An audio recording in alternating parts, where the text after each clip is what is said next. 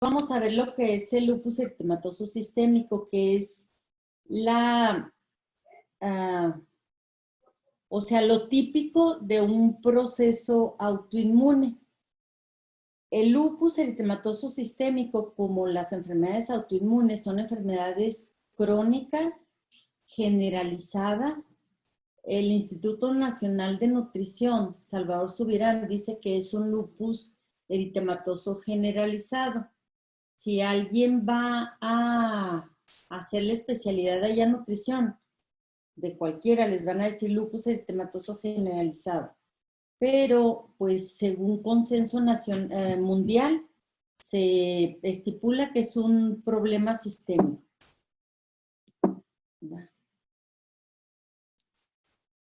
¿Por qué no da? Bueno, entonces es una enfermedad del tejido conectivo, es autoinmune. Y la fisiopatología esencial es la presencia o asociación de autoanticuerpos.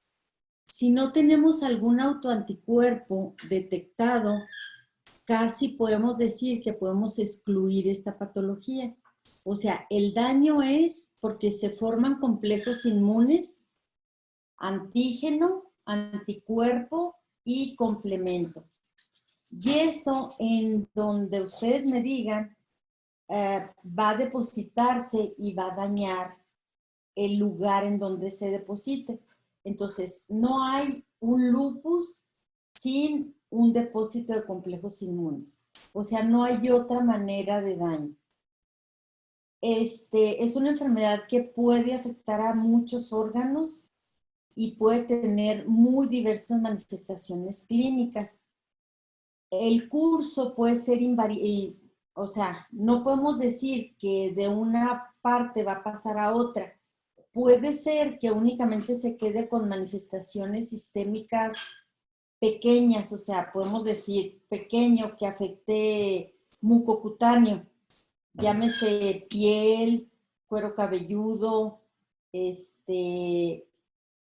úlceras orales y que hasta ahí se quede, como que puede evolucionar y puede afectar a órgano mayor. Entonces, aquí podemos estar ante dos situaciones. Un lupus eritematoso sistémico que le podríamos decir leve a un lupus eritematoso sistémico grave cuando afecta algún órgano mayor. Entonces, puede la paciente o el paciente cursar con exacerbaciones y con remisiones. Estas al principio pueden ser espontáneas y después puede mantenerse una exacerbación, pero no es ley. Entonces, inclusive las manifestaciones las podemos tener en un momento de la evolución de su enfermedad, pero cuentan para nosotros, por ejemplo, que llegue una paciente, no, pues que me duelen dos articulaciones y las he traído inflamadas, y ya en el interrogatorio vemos que ha tenido caída de cabello, úlceras en su boca, que ha tenido anemia, que ha tenido alguna proteinuria. Entonces, si en ese momento tiene únicamente artritis, bueno, a lo largo de su patología ha tenido algunas manifestaciones que posteriormente ahorita vamos a ver que son criterios para determinar que ha tenido lupus. Hay una sola manifestación que luego ahorita la vamos a ver, pero más que nada por laboratorio. Entonces, la epidemiología nos dice que puede afectar a cualquier edad, a cualquier sexo, pero por frecuencia afecta más a mujeres en un radio de 9 mujeres por un hombre. Hay un cierto rango de predisposición de que se manifieste, que es entre la segunda y la quinta década de la vida, o sea, entre 15 y 40 años de edad, que esto por eso se ha visto que se asocia a hormonas, a los estrógenos, porque es cuando tiene mayor cantidad de estrógenos una paciente, o sea, en la edad reproductiva. incluso de todas maneras podemos tener lo que se llama lupus neonatal, podemos tener lupus en gente más grande, aunque por lo general es menos grave. La intensidad depende mucho de la edad. ¿Por qué? Porque, les digo, es cuando hay mayor cantidad de hormonas, mayor recambio y edad reproductiva. Entonces, en ese tiempo va a ser más grave. Por ejemplo, en el lupus neonatal, pues realmente determinamos en el niño anticuerpos anti-Ro, pero esos fueron transmitidos por la madre. Entonces, después de 6 meses, pues ya no se va a presentar ese anticuerpo. ¿Y cuáles son las manifestaciones clínicas que puede tener un niño? Ahorita los vamos a ver.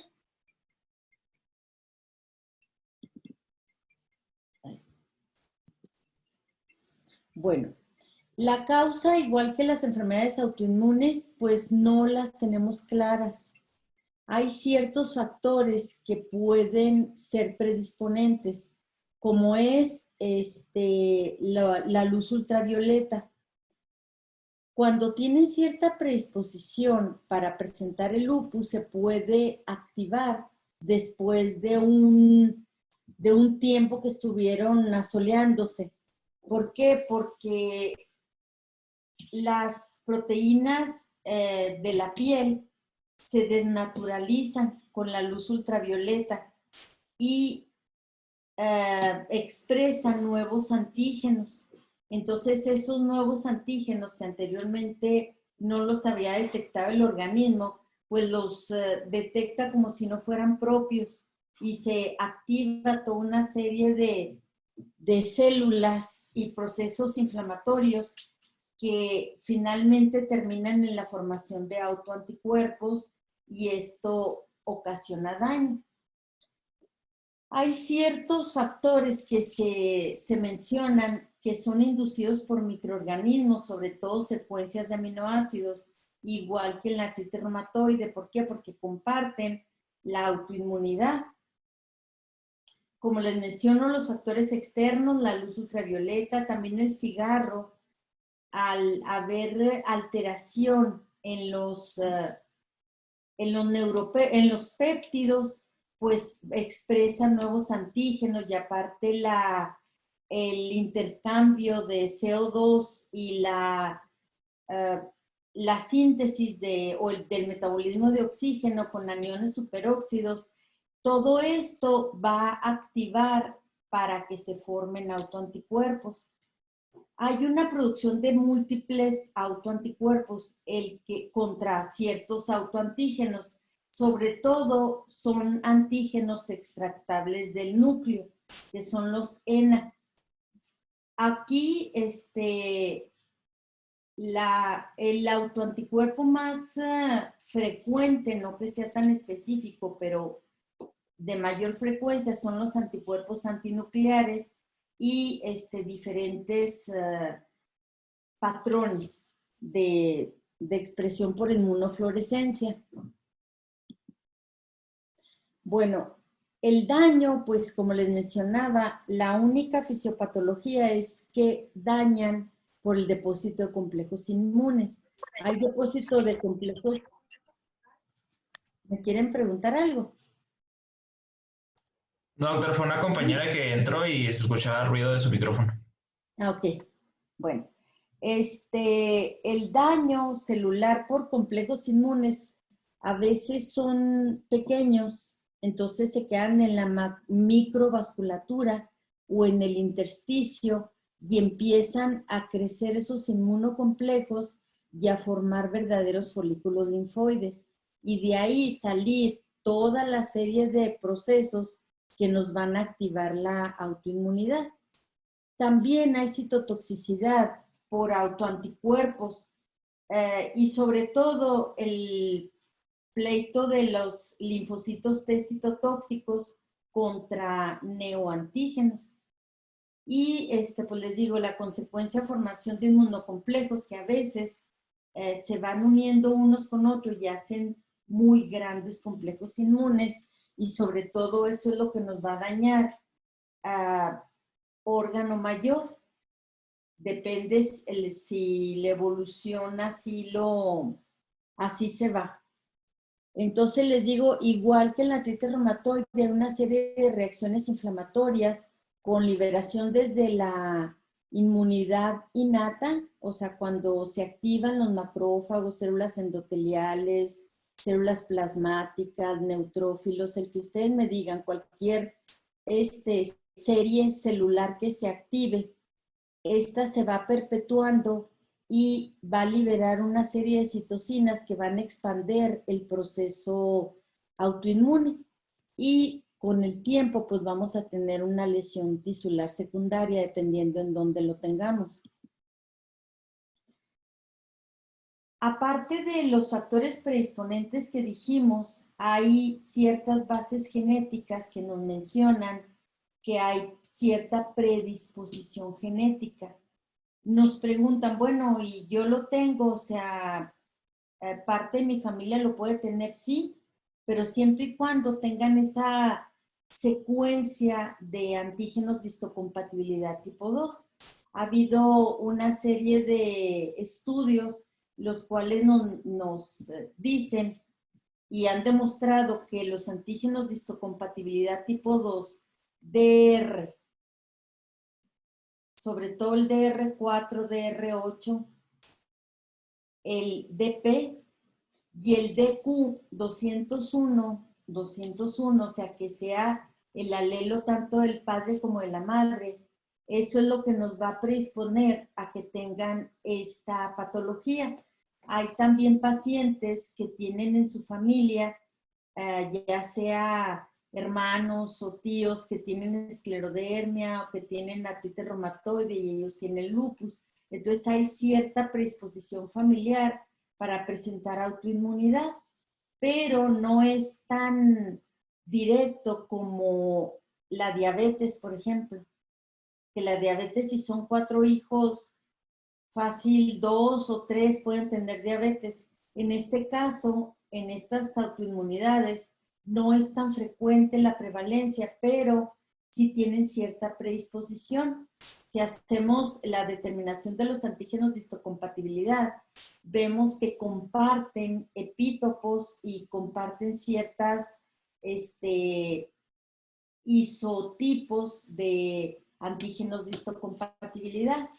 Yo hice un estudio en el cual, para hacer la maestría en ciencias médicas, y tomé 70 pacientes con lupus y 60 sanos. Y encontramos una fuerte prevalencia de antígenos de histocompatibilidad y de daño con estos que le estoy diciendo de QA1, 201, 201. La muestra fue pequeña como para poder decir definitivamente estos isotipos tienen que ver, pero sí los logramos reproducir conforme a otros estudios que lo han determinado. Y el daño, pues sí se asoció con estos isotipos. Ok, en cuanto a las células que se activan, pueden ser las células dendríticas, que son pequeñas poblaciones de células mononucleares, y se ha visto que hay muy fuerte producción de interferón alfa, sobre todo en este tipo de grupos celulares, y sí se ve que definitivamente se activan. Y al activarse y al liberar estas citocinas, acuérdense toda la serie de autoinmunidad que vamos a tener con la activación de linfocitos T. Estos linfocitos T, sobre todo los facilitadores, no los supresores, se activan, van a activar a células plasmáticas hacia linfocitos B y la formación de autoanticuerpos. Los neutrófilos, aquí también se ha visto que tienen una alteración. Hay una disminución de su capacidad fagocítica. Acuérdense que las células presentadoras de antígenos, que pueden ser profesionales o no profesionales, en este caso los neutrófilos que no son profesionales, de todas maneras andan en la circulación fagocitando las células dañadas y se ha visto que hay disminución de esta fagocitosis. También hay disminución de la apoptosis de estas células y están muy activas tanto en los vasos que pueden dañar las células endoteliales. También hay una formación de autoanticuerpos anti-DNA y se ha visto que está deficiente la destrucción de este anti-DNA y todo esto pues perpetúa el daño. En cuanto a las células B, hay una diferenciación hacia células plasmáticas con la formación de autoanticuerpos y verdaderos centros germinales, como les digo, tanto en la microvasculatura como en el intersticio, y aumento en la presentación antigénica y la formación de autoanticuerpos. ¿Cuáles son las alteraciones centrales que vamos a tener en las células T? Hay una alteración en la metilación del ADN. Por consecuente, hay una disminución del umbral de activación. Entonces, se activan a un umbral muy bajo y forma toda la serie de eventos en cascada que se presentan. También aquí, acuérdense que vamos a tener la activación del sistema de complemento y con activación de C3, C4 y disminución de ellos por la formación de los complejos. Entonces, ¿qué síntomas generales vamos a tener? Bueno, podemos tener manifestaciones generales que son fiebre, anorexia, cansancio, fatiga, pérdida de peso. En este tiempo, pues una persona, un médico es difícil que piense en lupus en una persona pues relativamente sana. Más bien lo que puedes pensar, bueno, pues a lo mejor está empezando a tener algún problema infeccioso, que es lo más frecuente. Pues virus, bacterias, que una faringoamigdalitis, o sea, en este momento difícilmente vamos a pensar que se está ocasionando un problema sistémico. A ver, espérenme tantito porque aquí me faltó. Espérenme, es que creo que...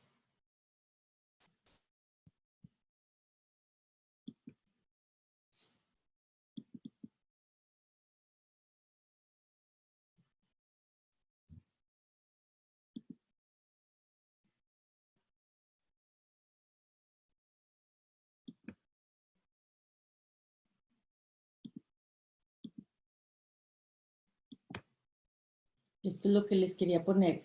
¿Ahí se ve? No, ¿Se ve? No, no se ve nada. Ok, voy.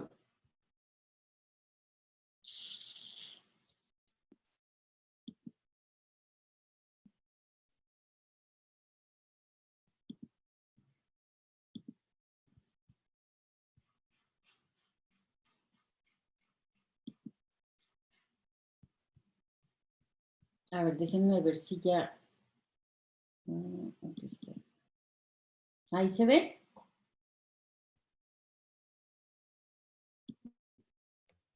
¿Sí se ve? Sí. Ya se ve. Sí. Bueno, cada 10 años más o menos hay una revisión de criterios de ciertas patologías, o sea, prácticamente todas las de reumatología. Se juntan el Colegio Americano de Reumatología y el Colegio Europeo de Reumatología. Inclusive en México también se reúnen para revisar los criterios que se han dicho que son útiles para determinar que existe tal o cual patología. Entonces hay mucha estadística, mucha revisión, afortunadamente, en las enfermedades reumáticas. Yo no sé si en otras especialidades estén tan enfocados a revisar si realmente esto es evidencia o no, pero en reumatología sí lo hacemos. Ok, entonces estos se dictaron el año pasado, en el 2019, en Madrid, y estos son. Entonces, hay un solo criterio de entrada que se determinó que debe estar presente en algún tiempo de evolución de lupus. Si no, difícilmente va a ser lupus. Entonces, tenemos anticuerpos antinucleares arriba de 1 a 80. Estamos hablando 1 a 160, 1 a 320. Si tenemos un anticuerpo antinuclear 1 a 80, es dudoso. Solamente que tengamos una determinación arriba de 1,80 es como para tomarse en cuenta. Y que sea determinado en células HEP2 o en una prueba positiva equivalente. ¿Sí? Y luego hay criterios adicionales. Esto ya nos da un puntaje importante, más un criterio clínico.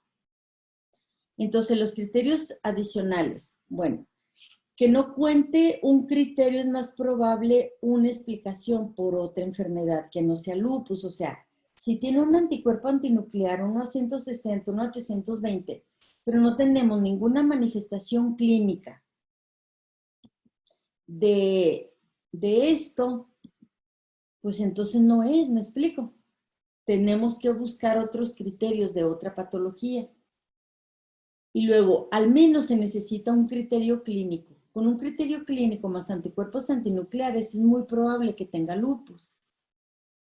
Los criterios no necesitan ocurrir simultáneamente, es lo que les decía, que pueden a lo largo de la historia de su patología haber presentado una manifestación clínica y ya la juntamos con la actualidad. Entonces decimos, es que sí tuvo una manifestación clínica, aunque no le hayamos hecho en ese momento determinación de anticuerpos antinucleares.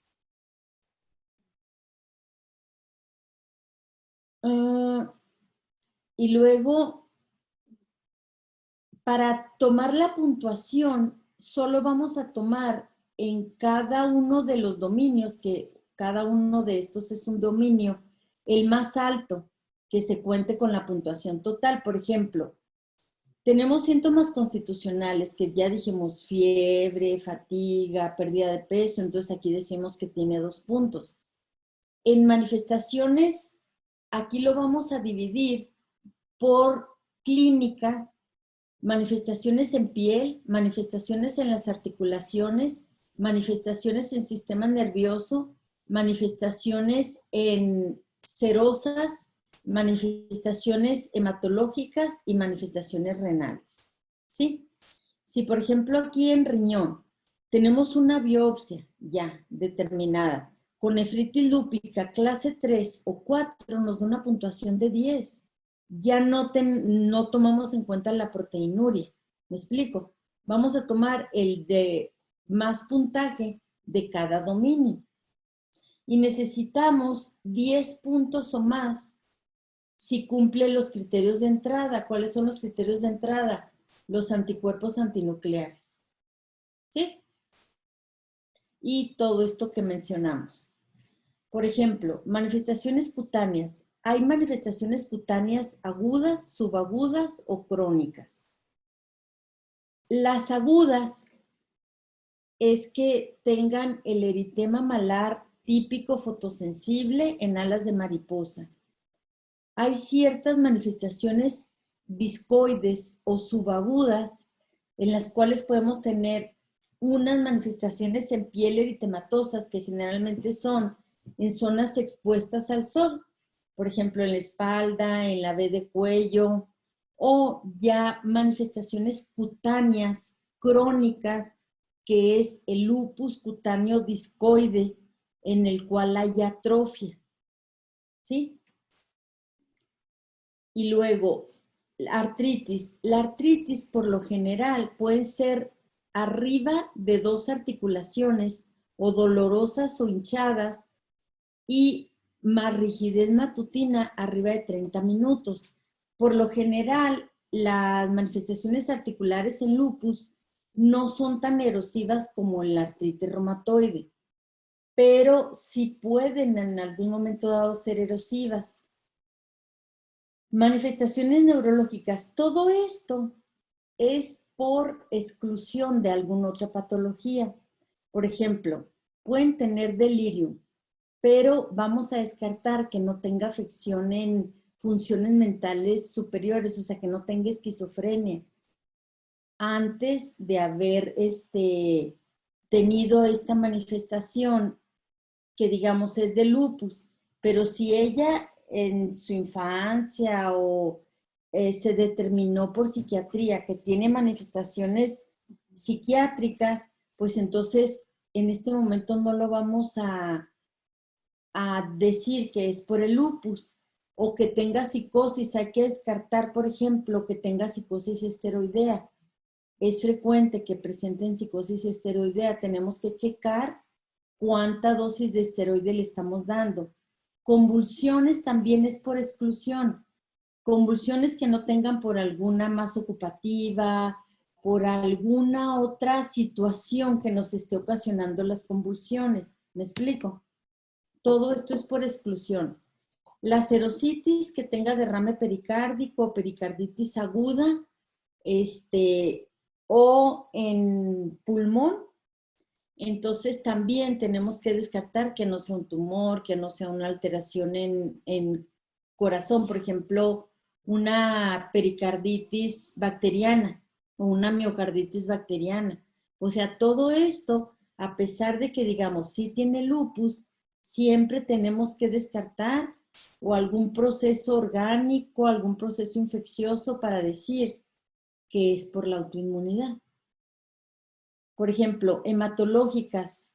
Es frecuente que tengamos leucopenia menos de 100,000,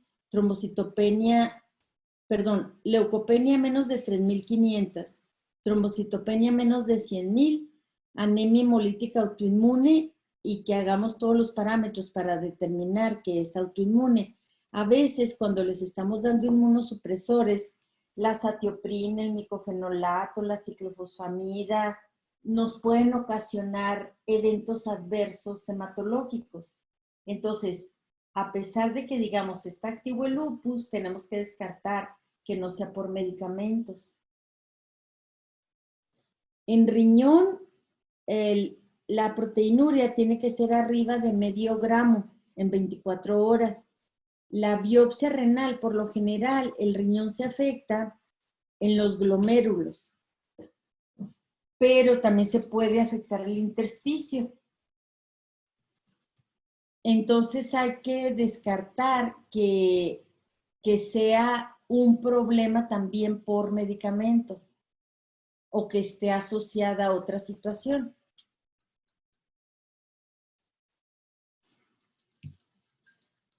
En cuanto a los inmunológicos, podemos tener presente los antifosfolípidos, anticardiolipinas, anticuerpos beta-2 glicoproteína o anticoagulante lúpico. En un 25 a un 50% de los pacientes con lupus podemos tener asociación de síndrome antifosfolípidos. Pero acuérdense que síndrome pues es un conjunto de signos y síntomas. Tenemos que tener estos más signos de síndrome antifosfolípidos. Las proteínas de complemento C3 y C4 bajo porque hacen los complejos inmunes, aunque se ha determinado que los pacientes con lupus pueden tener hipocomplementemia desde su nacimiento y que no sea por actividad de la enfermedad. Hay anticuerpos que si están presentes y a títulos altos, podemos decir que es lupus. Por ejemplo, los anticuerpos anti-Smith, que son unos anticuerpos contra antígenos nucleares extractables, en la única patología que se ha visto es el lupus. Entonces, si sumamos las puntuaciones, debemos de tener 10 puntos o más, pero si se cumple con este criterio de entrada. ¿Sí?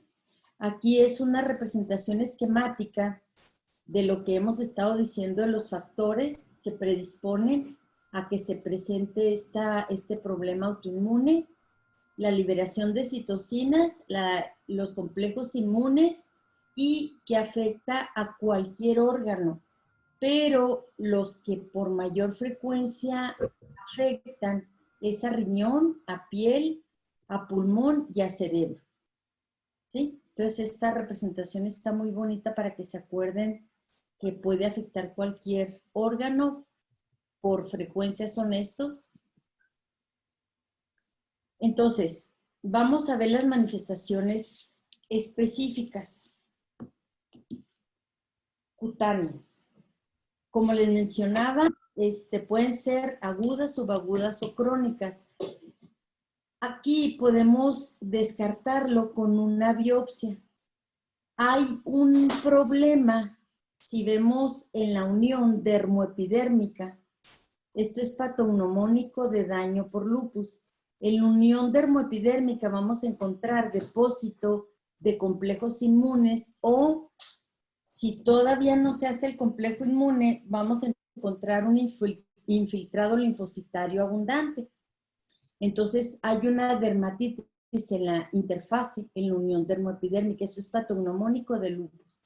Si le encontramos ahí, entonces casi podemos decir que es lupus. Bueno, más bien podemos decir que es lupus. Hay lesiones inespecíficas en las cuales no hay dermatitis.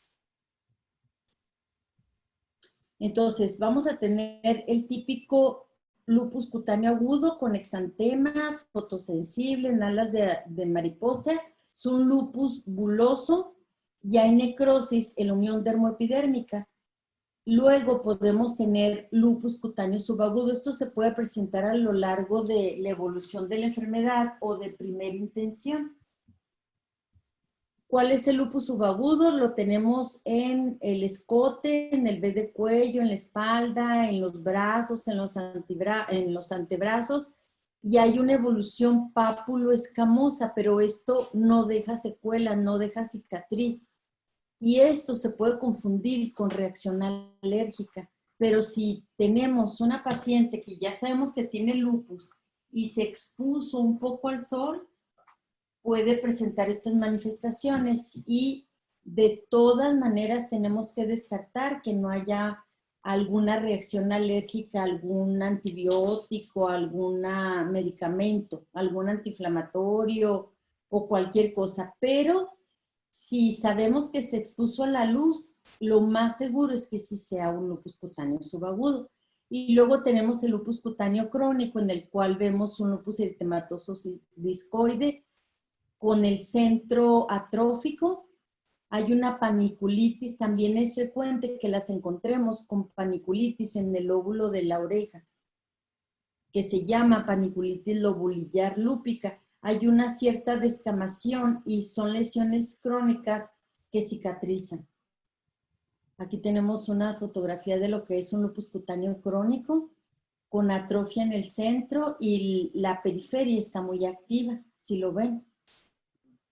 Y aquí hay lesiones descamativas.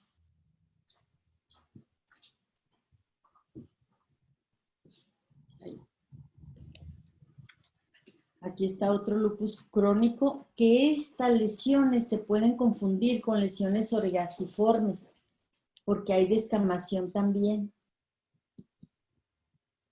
Aquí tenemos un lupus cutáneo subagudo, que les digo después de una exposición importante a la luz. Lesiones en V de cuello, son generalizadas, eritematosas, pero si se fijan no tienen un centro ni una periferia activa. Estas son agudas con las alas típicas de mariposa, en dorso de la nariz y en las regiones malares. Aquí tenemos otra, un poquito más generalizada, pero si se fijan, pues no son ni descamativas ni atróficas. Manifestaciones en hueso y en articulaciones. Bueno, pues en articulaciones ya lo dijimos, generalmente son de pequeñas articulaciones, no erosivas, aunque también podemos tener erosivas. Podemos tener la artropatía de Yacoud, en la cual hay una cierta deformidad de las articulaciones. No es muy específica de lupus, pero se presenta en un 10% de los pacientes con lupus. Aunque si la ven, no de primera intención van a pensar en lupus. Acuérdense que tenemos que llenar ciertas situaciones. Esta es la artropatía de Charcot, en la cual hay una sinovitis crónica de las metacarpofalángicas y las desviaciones que podemos presentar.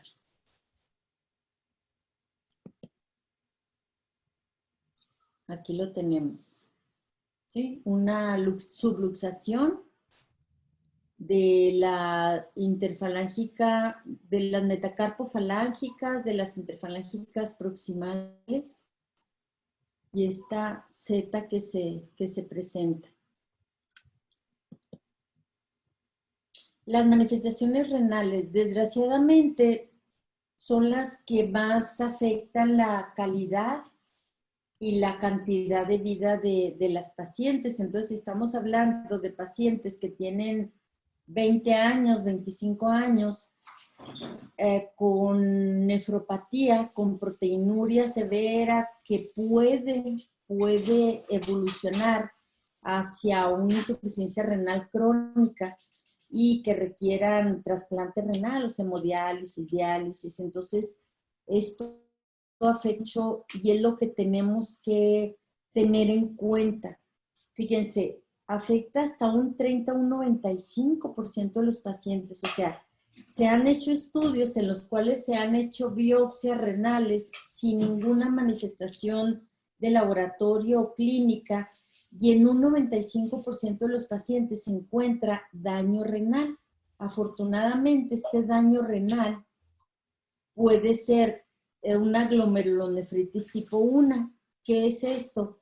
Que no va a afectar ni el mesangio ni los glomérulos, pero que sí tienen un infiltrado linfocitario y también infiltrado inflamatorio, pero sin daño aún. Muchas veces se presenta en el inicio de la enfermedad y en el 30% en edad infantil, ¿sí? Pueden afectarse cualquier componente anatómico del riñón, o sea, tanto glomérulos como túbulos, como intersticio, pero el daño glomerular es el más importante. Hay 6 grados o 6 clases de glomerulonefritis, desde la normal, que es clase 1, hasta la esclerosante grado 6, en la cual ya no tenemos oportunidad de poder ayudarles. Entonces aquí están, todavía sigue siendo vigente esta clasificación, donde podemos tener pura proliferación en el mesangio con cambios mínimos infiltrado. La más frecuente, ya una vez que se estableció el daño, es la glomerulonefritis grado 4, desgraciadamente, que es nefritis lúpica difusa, en la cual mucha parte de los glomérulos están afectados. Todo esto puede revertir. Cuando tenemos una nefritis lúpica membranosa, aún podemos revertirla, pero ya cuando es esclerosis avanzada, pues ya están esclerosados los glomérulos, y aquí, pues desgraciadamente ya no podemos hacer nada. Únicamente tenemos que tratar la actividad. Ahora, hay criterios de cronicidad y criterios de actividad. Cuando tenemos criterios de actividad es lo que tenemos que tratar. Ya cuando son muchos criterios de cronicidad, aunque estemos en una glomerulonefritis grado 4 y tenemos muchos criterios de cronicidad, pues no le vamos a poder ofrecer mucho a ese riñón. Entonces, tenemos que estar muy de la mano con los pacientes para tratarlos cuando están en etapas agudas, sin cronicidad. Y ahí es donde tenemos que echar toda la carne al asador. Entonces, aquí tenemos las características, pues que en el mesangio puede haber inmunocomplejos detectados por inmunofluorescencia, La nefropatía lúpica mesangial proliferativa, aquí vamos a tener daño en el mesangio y que está proliferando, o sea, ahí hay infiltrado, hay inmunocomplejos y el mesangio ya se está dañando. La lúpica focal quiere decir que hay una parte del glomérulo que está focalizado, pero que todavía no está generalizada.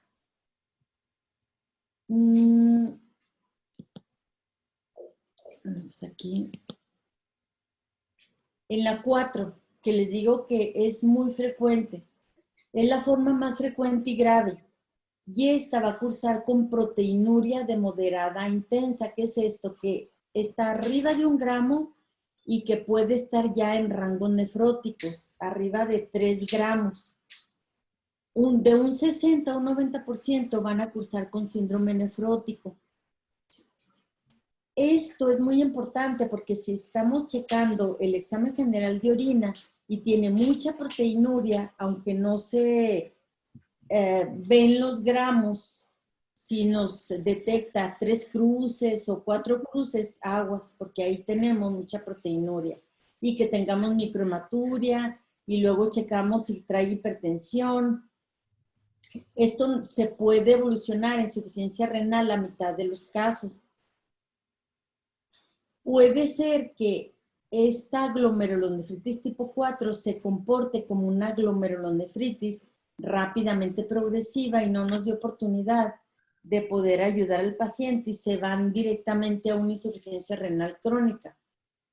La membranosa no cursa tanto con síndrome nefrótico, pero sí cursan con mucha proteinuria. Y la 6, pues ya ahí los riñones están pequeños, hay una alteración en la relación córtico-medular, está perdida, puede tener o no proteinuria, pero aquí vamos a empezar a ver que se eleva la creatinina y la urea, los azoados. Entonces ahí es a donde no queremos llegar.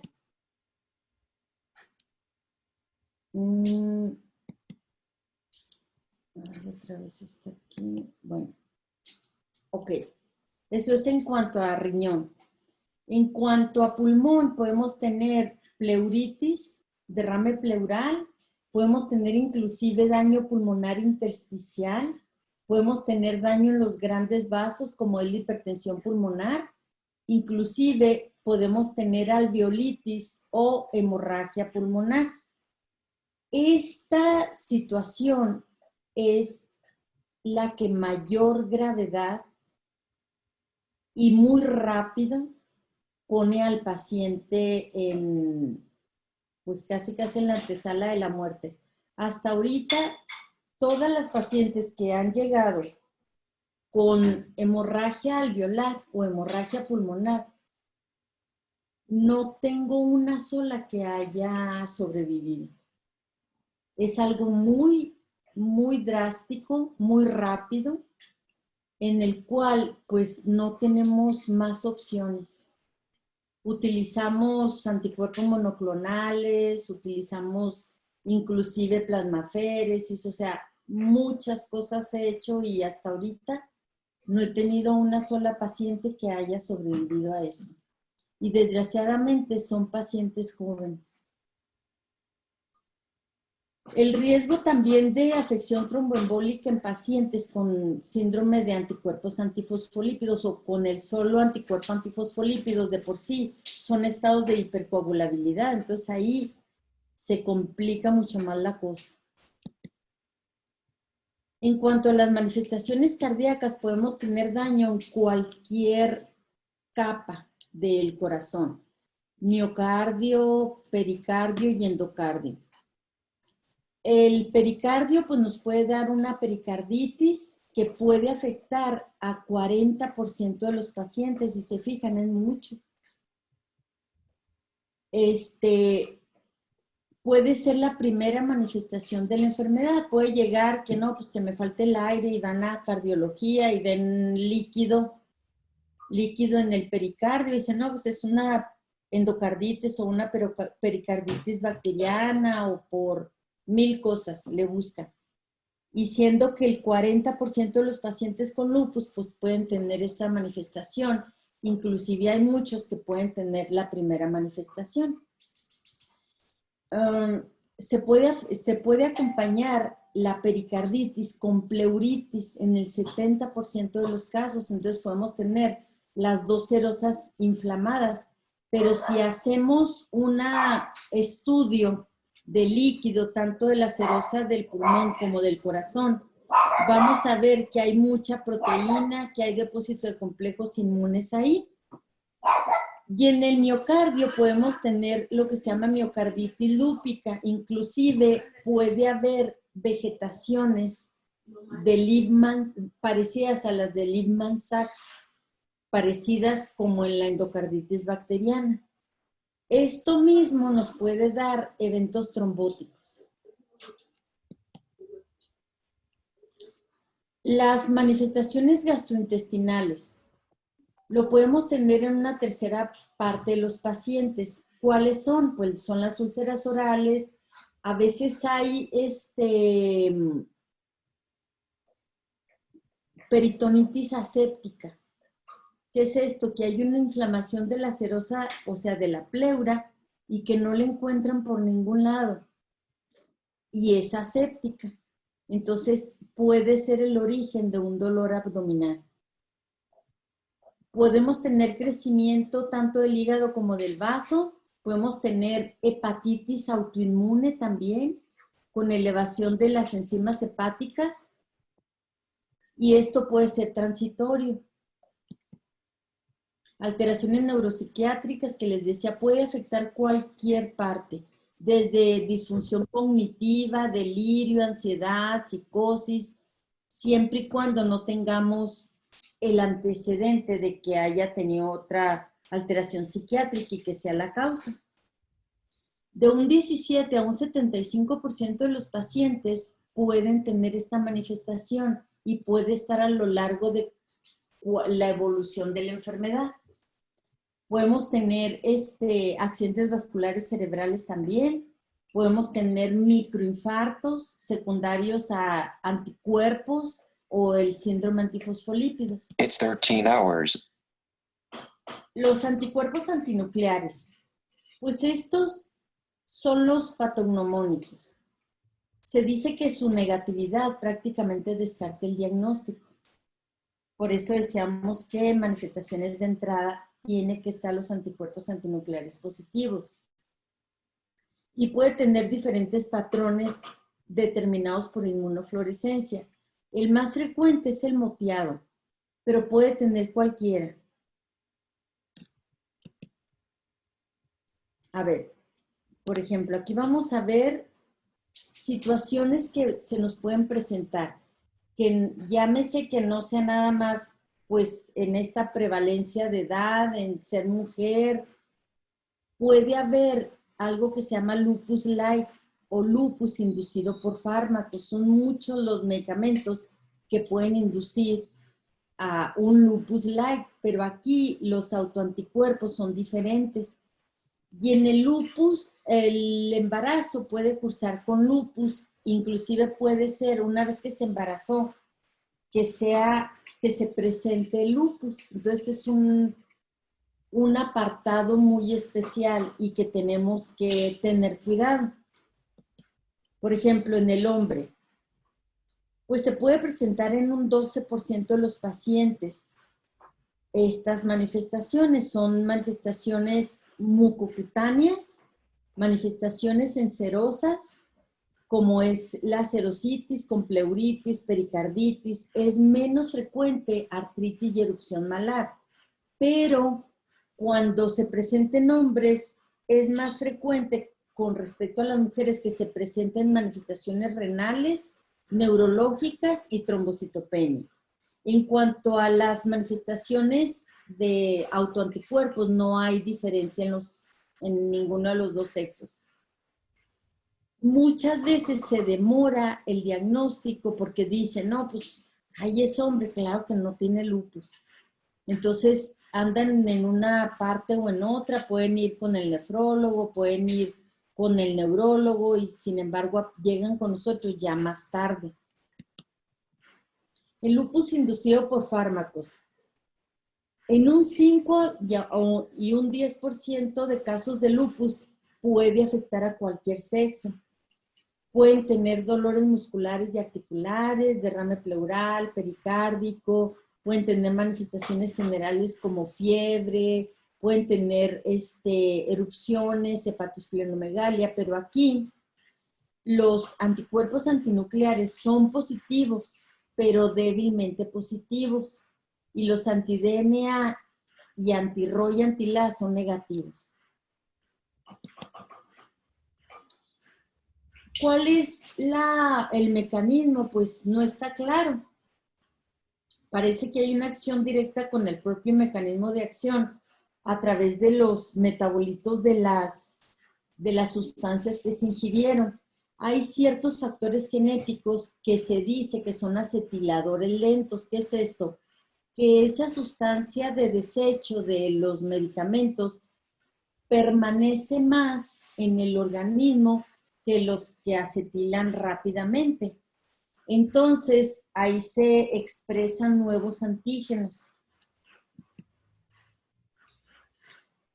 ¿Cómo vamos a hacer el diagnóstico? Bueno, que no haya tenido ninguna manifestación parecida a lupus antes de que haya tomado el medicamento.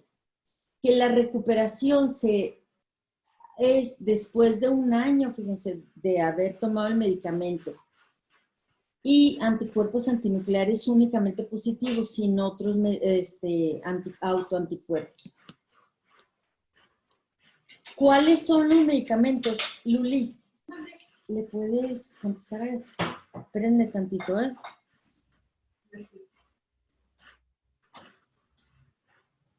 Si ven, son muchos los medicamentos que pueden estar presentes, que pueden ocasionar lupus light. De los más frecuentes que pudiéramos utilizar, el hidralazina, los beta bloqueadores, estatinas. Hay un medicamento que es el Enbrel, que se acuerdan que es una proteína de fusión recombinante contra artritis reumatoide. Hay otros, los estrógenos, por esto que les estaba mencionando, la asociación de hormonas con el lupus. Y son muchos, las sulfasalacinas, las sales de urea ya no se usan, pero por ejemplo hasta la penicilina. Entonces es difícil que estemos pensando en un lupus light, pero puede presentarse. En el embarazo, ¿qué pasa?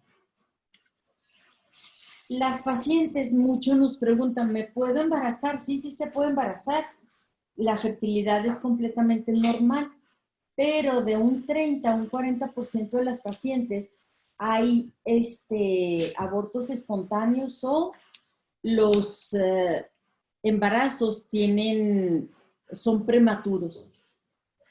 Hay muerte fetal alta, especialmente cuando son portadoras de anticuerpos antifosfolípidos. ¿Por qué? Porque hacen trombosis de las arterias, tanto umbilicales como en las arterias uterinas. Entonces, si una paciente tiene lupus y quiere embarazarse, hay que esperar cuando menos un año a que esté inactiva su enfermedad. ¿Por qué? Porque de por sí se puede activar durante el embarazo, entonces son embarazos de alto riesgo. De preferencia que no se embaracen, pero no es algo definitivo que no se puedan embarazar. Es preferible que sepan que sí se pueden embarazar, pero cuando está inactiva la enfermedad, porque si no, de todas maneras no nos van a hacer caso. Si tiene mucho deseo de concebir esa paciente. ¿Por qué es importante mantenerla inactiva cuando menos un año? Pues porque tienen mayor riesgo de que se reactive la enfermedad, tanto durante el embarazo como después del embarazo. Por eso tenemos que tenerla con medicamento durante y después del embarazo. O sea, en la etapa de puerperio también tienen que tener medicamentos. ¿Cuáles son los predictores de brote de la enfermedad? Pues que tengan nefritis lúpica, que hayan interrumpido el medicamento como la hidroxicloroquina. ¿Qué quiere decir esto? Bueno, siempre, toda la vida tienen que seguir tomando el Plaquenil. No se les debe suspender ni aunque estén embarazadas. Hay mucha gente que dice, no, pues yo no tomo ningún medicamento, pues porque puede pasarle al niño. Y no, pues es al revés. Hay que seguirle dando el Plaquenil. Hay otros medicamentos que se pueden seguir usando, sobre todo si tienen nefritis lúpica. O sea, si de plano no nos hizo caso y se embaraza con nefritis lúpica, necesitamos darle ciertos inmunosupresores para evitar que se active más la patología. Entonces hay que reconocerlo y manejarlo. Por ejemplo, cuando están embarazadas y empiezan con eritema facial, eritema palmar, dolor articular, fatiga, edema leve, disnea. Por laboratorio tenemos anemia que sea menos de 10, que sea microcítica, hipocrómica, trombocitopenia menos de 100, una velocidad de sedimentación que se aumente. De por sí durante el embarazo, acuérdense que puede haber anemia, pero necesitamos tenerla controlada con folínicos, con ácido fólico y todo lo que les dan durante el embarazo, pero empieza a tener más anemia, sobre todo que sea anemia hemolítica autoinmune, mayor trombocitopenia, leucopenia, linfopenia. Eso nos está hablando de que se está activando la patología, que tengamos úlceras orales, que tengamos artritis, que tengamos pleuritis. Entonces todo esto nos está diciendo que la paciente está con reactividad mayor de la enfermedad, y esto pues no es nada bueno ni para la paciente ni para el feto. Acuérdense que acabamos de ver que un 30% de los pacientes, de las que se embarazan, un 30% puede terminar en aborto. Entonces tenemos que tenerla monitoreada, que no haya microtrombosis, que no haya actividad de antifosfolípidos, inclusive las tenemos que anticoagular. O sea, es un embarazo de muy alto riesgo. Les digo que un cuarto a la mitad de las pacientes van a cursar con síndrome antifosfolípidos. Entonces, tenemos que mantenerlas con los anticuerpos negativos. Hay un aumento significativo de daño o de abortos cuando está presente o cuando está activo. ¿Y qué es lo que tenemos que hacer?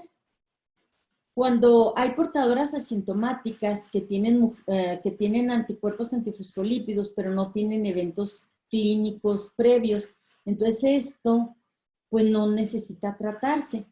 Pero cuando están durante un embarazo pueden tener pérdidas, que aquí se determina 3 o 4 pérdidas fetales en el primer trimestre del embarazo. Nos está hablando que está activo el síndrome antifosfolípido.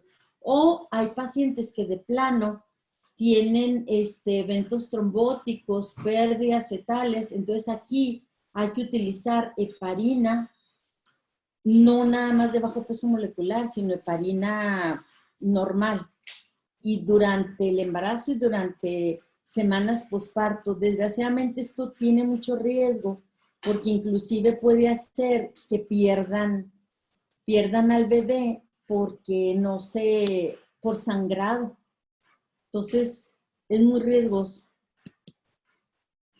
Bueno, entonces, ¿qué es lo que vamos a utilizar de medicamentos?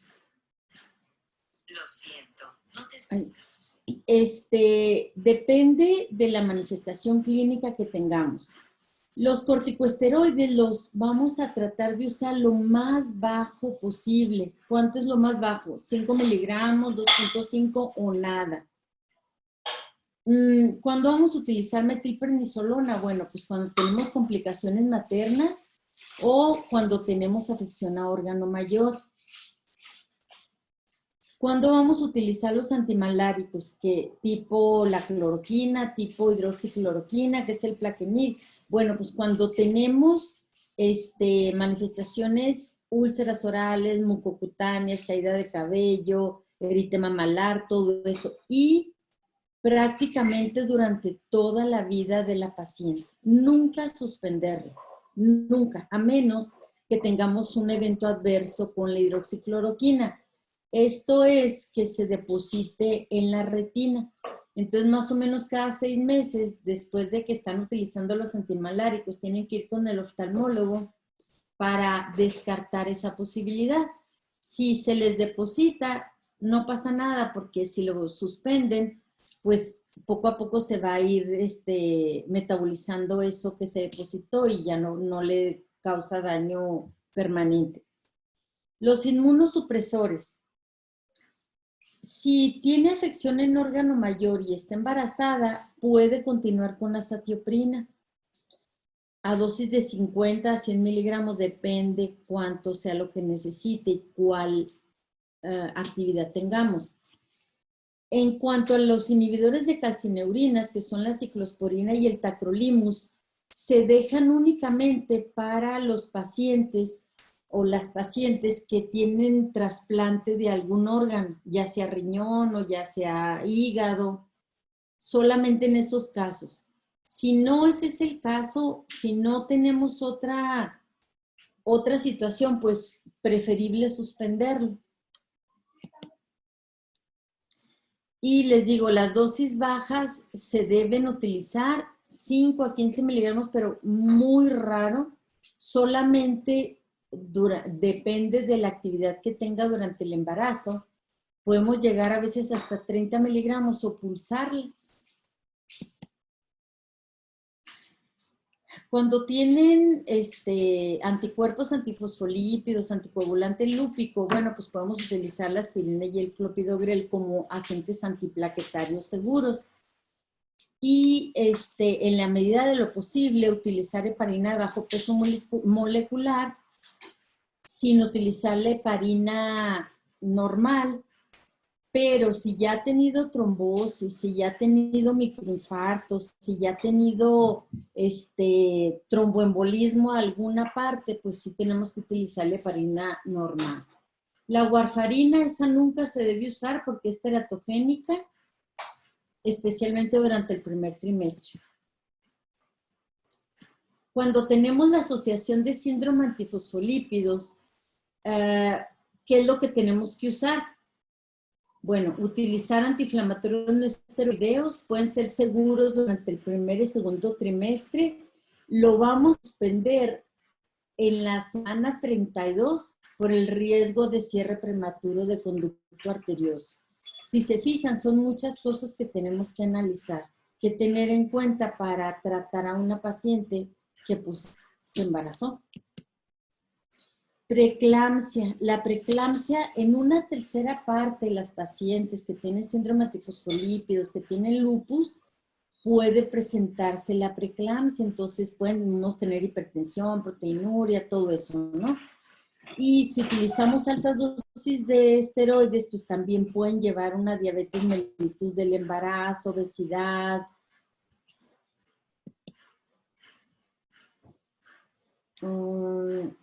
Podemos tener un aumento de la proteinuria y deterioro de la función renal. Esto es difícil de detectar si es por la preeclampsia o si estamos ante una nefritis lúpica. ¿Qué se puede hacer? Pues hacer una biopsia para determinar si esta proteinuria es o por la hipertensión o por la preeclampsia o en sí actividad de la nefritis. Es muy útil hacer ecocardiografía para ver cómo está la arteria uterina. Si vemos ondas anormales, pues quiere decir que estamos ante una probable trombosis de esa arteria. ¿Qué pasa con el lupus neonatal? Menos del 5% de los pacientes de mamás que tienen lupus pueden tener lupus neonatal. ¿Y qué es lo que pasa? Detectamos en su sangre anti-ROY y anti-LA, pero estos son de la madre, se pasan por paso transplacentario y a los 6 meses más o menos se negativiza. Entonces, este lupus neonatal, mientras no tengamos un bloqueo incompleto AB, pues le está yendo bien al niño y a los 6 meses se negativiza. Hay algunos niños que van a tener alteraciones hematológicas con anemia, trombocitopenia, leucopenia, y podemos tener un poquito de crecimiento de hígado o de vaso. Podemos tener un poquito de lesiones cutáneas. El bloqueo auriculoventricular pues debe ser tratado, pero se supone que a los 6 meses esto ya no va a tener.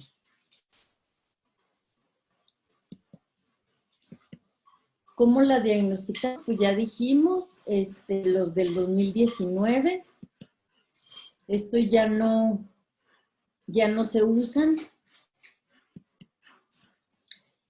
Bueno, ¿cómo vamos a medir o vamos a valorar a una paciente que diga uno, no, pues ya está en remisión? Por medio de los índices de actividad y cronicidad de lupus. Lo que queremos es que estén en 0. 0 es que no hay actividad. Menor o moderada es de 1 a 5. Y estabilidad, pues es 0. Determina el grado de actividad o la intensidad del brote. Aquí hay una serie de puntos que tenemos que checar. Si no tenemos nada de esto, es 0. Pero si los vamos sumando, por ejemplo, tenemos una leucopenia de menos de 3,000, tenemos fiebre, entonces tenemos 2. Ya dijimos que de 1 a 5 es el leve. Pero si tenemos más datos, entonces vamos a decir que tenemos una actividad severa. ¿Sí? Aquí es una representación de cómo debe, arriba de 3 puntos, podemos tener esto. Actividad severa, arriba de 12 puntos, por lo general, ya tenemos afección en órgano mayor y cómo se deben de tratar. Desgraciadamente sabemos que el lupus no se cura.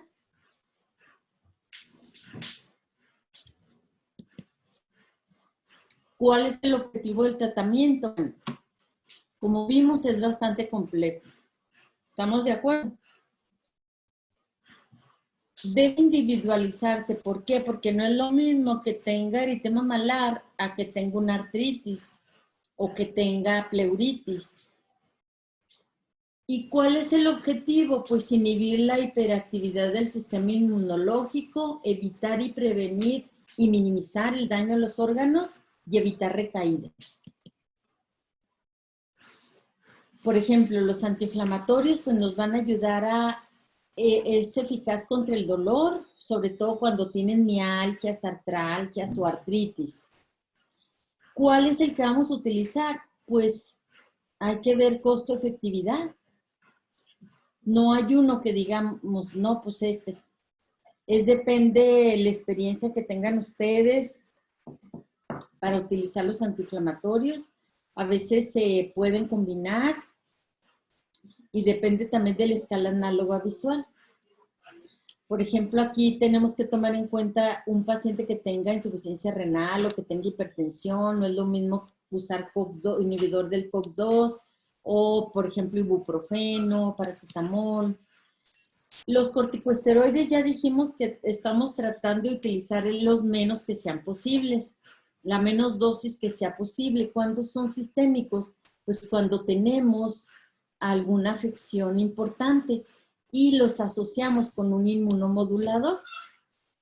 Altas dosis, pues únicamente cuando tenemos afección, nefritis, neumonitis, todo eso. La hidroxicloroquina, les digo, la dosis es de 200 miligramos. Hay quien se utiliza 400 miligramos, pero con 200 miligramos es suficiente y es para evitar efectos adversos. Y les digo, estos siempre se deben usar. ¿Cuál es la fisiopatología? No se sabe bien, pero por lo general se menciona que hay una inhibición de la activación de receptores intracelulares TOL. De esta manera, pues inhibe la síntesis del complejo mayor de histocompatibilidad y luego la activación de de otras células. La ciclofosfamida.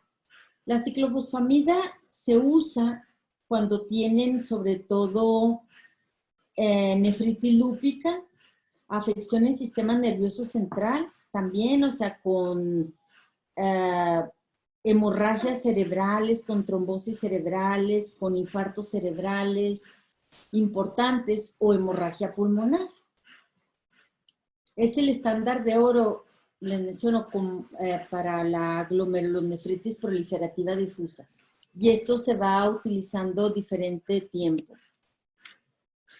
Desgraciadamente, la ciclofosfamida tiene muchos eventos adversos como náusea, vómito, caída de cabello, puede tener asociación con neoplasias cervicales y hay atrofia gonadal. Entonces aquí hay que valorar si se usa en pacientes que están en edad reproductiva.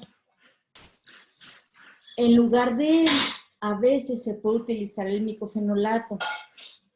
Se puede utilizar a dosis de 1 gramo, de 500 a 1,5 gramos, o sea, una cada 8 horas, o depende cómo esté. ¿Y esto qué nos protege? Pues es una opción prometedora para mujeres en edad fértil. El metotrexate, sobre todo cuando tenemos síntomas mucocutáneos o síntomas articulares. Acuérdense que es un inhibidor de la enzima de hidrofolato reductasa. Bloquea la síntesis de purinas y disminuye la síntesis también de DNA. ¿Cuáles efectos secundarios puede tener? Los que más nos encontramos es que pueden tener mucositis, infecciones, pueden tener leucopenia, trombocitopenia, alteraciones gastrointestinales con gastritis o sangrado de tubo digestivo. Entonces hay que ver el costo-beneficio. Podemos minimizar los efectos secundarios al utilizarla. Por lo general utilizamos de 7.5 a 10 miligramos semanales. ¿Qué es lo que tenemos que hacer? Como se metaboliza en hígado, pues no consumir alcohol en el tiempo en el que está utilizando el metotrexate, en los días. O sea, por sí no consumir alcohol, pero si es un evento social, no sé, pues nada más consumirlo el día que no lo va a estar utilizando. Cuando esté embarazada, pues no se debe utilizar y se debe suspender más o menos de 6 meses antes de que se embarace. Estos son los medicamentos que se pueden utilizar. Por ejemplo, la dapsona, talidomida, ya no se usan. Y bueno, todo lo demás sí. La ciclosporina, les digo que sobre todo se usa cuando ya tienen trasplante de riñón o de hígado, de algún órgano. Por lo general ya no se usa como primera intención o combinación con inmunosupresor y esteroides. Las terapias biológicas. Bueno, el rituximab ha venido a ayudarnos, sobre todo en hemorragias pulmonares, en serositis muy severa, en manifestaciones neurológicas, en nefropatía. ¿Y qué es lo que hace este anticuerpo monoclonal quimérico? Parte de, ¿se acuerdan que dijimos? Parte de murino y parte humano, que se sintetizó para tumores, pues lo hemos visto que ha sido muy útil porque depleta las células B. Y acuérdense que estas, pues, consecuentemente nos van a formar anticuerpos y complejos inmunes. Entonces, de esta manera nos puede ayudar. El belimumab. El belimumab es un anticuerpo monoclonal 100% humanizado que se originó para humanos y que es IgG2. Este anticuerpo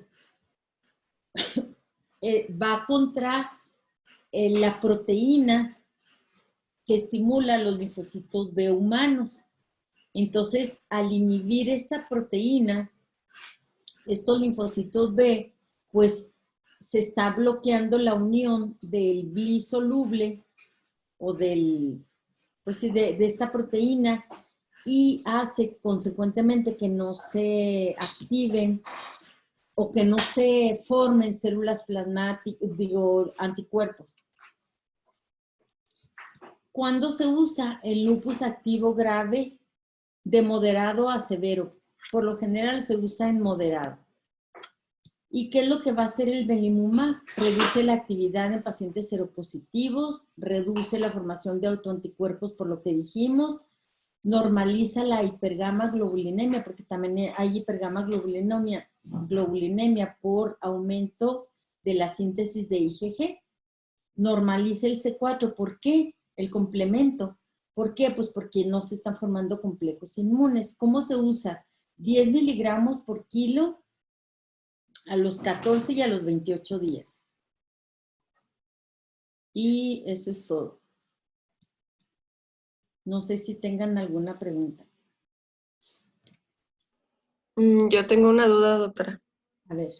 ¿Hay alguna manifestación clínica con la que más se presenten los pacientes por primera vez? Bueno, la más frecuente es afección en piel y es la mucocutánea y síntomas generales. Esa manifestación clínica, el eritema malar, fotosensible en alas de mariposa y la presencia de autoanticuerpos, o sea, de los anticuerpos antinucleares y ataque al estado general. Con mucha fatiga, con pérdida de peso, con fiebre de origen no infeccioso. Eso se me olvidó decirles. La fiebre tiene que ser descartando cualquier proceso infeccioso. Eso es lo que más frecuente se presenta. Y en mujeres jóvenes. Caída de cabello también. Doctora, dice que la fiebre también era resistente a fármacos, ¿no? Sí, a paracetamol, sí, antiinflamatorios no esteroideos o antipiréticos. Es resistente, pero siempre y cuando chequemos que no es infeccioso. Y si le das esteroide, ¿se mejora?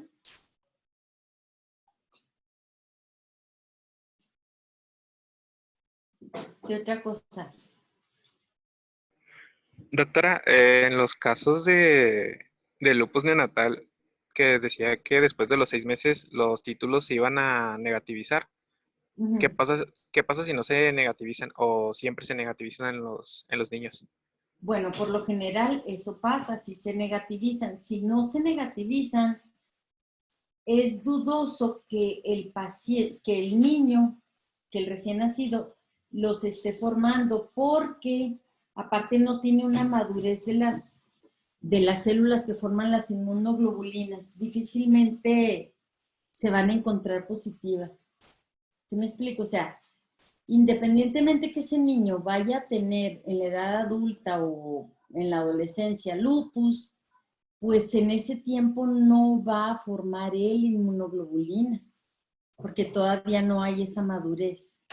Entonces, sí te puedo decir que el 100% se negativiza, por el solo hecho de que él no tiene la capacidad de formarlos. ¿Sí? Gracias. De nada. Listo. ¿Qué nos toca la siguiente? Síndrome antifosfolípido. ¿A quién le toca darla? Mariana, Fernando y Hatsiber.